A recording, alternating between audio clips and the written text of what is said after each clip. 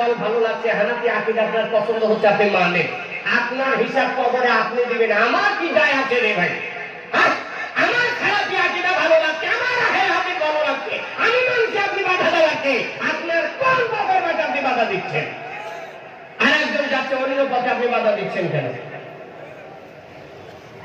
কারণ কবরে গেলে কোন দলাদলি চলবে না, কোন বাহাদুরি চলবে না, একটা প্রশ্ন একটা উত্তর। আল্লাহ বুঝার তৌফিক দান করুন বলে আমিন। এই হাদিসের শেষের অংশে আল্লাহ বলছেন, আলা ইয়াতিহি মালাকানি ফাইজলিসানিহি ফায়াকুলানি লাহুমা রাব্বুকা। কোন ব্যক্তিকে যখন কবরে দেওয়া হয়, ওই ব্যক্তির কাছে যখন মুনকার নাকির ফেরেশতা আসে, এসে উঠিয়ে বসায়, জিজ্ঞাসা করে ফায়াকুলানি লাহুমা রাব্বুকা, বলো তো তোমার রবকে। আল্লাহ যদি বলছেন ওই ব্যক্তিটা যদি বেঈমান হয়, ওই ব্যক্তিটা যদি মুনাফিক হয়, কি হয়? আমলিক হয়, এই কথা বলছেন। বিএনপি হয়, এই কথা বলছেন। আগের কথা আল্লাহ নবী বলছেন, লোকটা যদি মুমিন হয় তাহলে বলবে রব্বি আল্লাহ, রব হলো আমার আল্লাহ।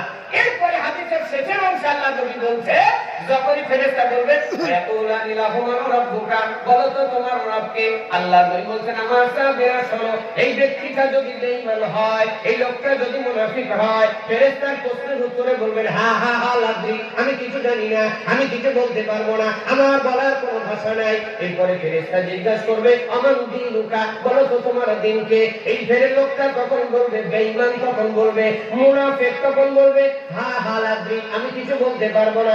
আমান নাবিয়ুকা, আল্লাহর নবীর একটা প্রতিচ্ছবিটার সামনে তুলে ধরা হবে, বলা হবে এই মানুষটার সম্পর্কে কি জানো? বেঈমান বলবেন হা হা লাদ্রি, আমার নিজস্ব কোনো মত নাই, আমি কিছু বলতে পারবো না। ওনার ব্যাপারে মানুষ দুনিয়াতে যা বলতো আমিও তাই জানতাম। এমন কথা যখনই বলবে, আসমান থেকে একটা আওয়াজ আসবে, আল্লাহ ডাকবে, বলবেন ফেরেশতা, ও হলো কায্যাব, ও হলো কায্যাব, ও হলো মিথ্যুক, ও দুনিয়ায় সব জানতো, সব বুঝতো, কিন্তু দুনিয়াতে জানার পরে আমল করে নাই। আচ্ছা বলেন তো, যারা সুদ খায়, ওদের সুদের কত বড় পাপ এটা জানে কি জানে না? যে ব্যক্তি নামাজ পড়ে না, বেনামাজির কত বড় অপরাধ এটা জানে কি জানে না? যে ব্যক্তি পরে টাকা মাইরে খায়, এটা জানে কি জানে না? এটার কত বড় পাপ সব জানেন। আল্লাহ যাকে বলবেন ফেরেশতা, ও দুনিয়াতে সব জানতো, তারপরেও মানে নাই। দলের পাওয়ার পাইয়া, নেতাগিরি পাইয়া, ক্ষমতা পাইয়া বাপের বাহাদুরি দেখিয়েছে, আর এখন বলছে আমি জানি না, হা হা লাদ্রি, ও হলো কায্যাব, ও হলো মিথ্যুক, ওর কাছ থেকে চলে আসো, ওর জন্য জাহান্নামের একটা পোশাক নিয়ে আসো, জাহান্নামের একটা অংশ কবরে বানায়া দাও। মাটির কবরকে আল্লাহ বলবেন, মাটির কবর তুমি ওর জন্য চেপে যাও, আঁটো হয়ে যাও।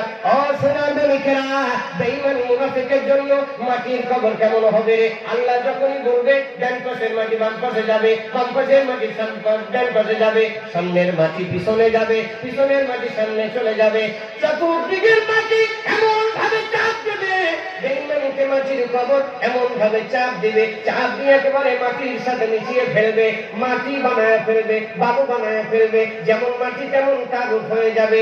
এরপরে আল্লাহ আবার দ্বিতীয়বার তাকে সৃষ্টি করবেন, আবার মানুষের আকৃতি দিবেন। আল্লাহ নবী বলছেন, এমন সময় একজন আযাবের ফেরেশতা তার জন্য আল্লাহ নিযুক্ত করবে, যে ফেরেশতা চোখেও দেখবে না, কানেও শুনবে না, চিৎকার দিলেও শুনবে না, কাকে মারছে তাও দেখবে না, এই আযাবের ফেরেশতা নিযুক্ত করবে।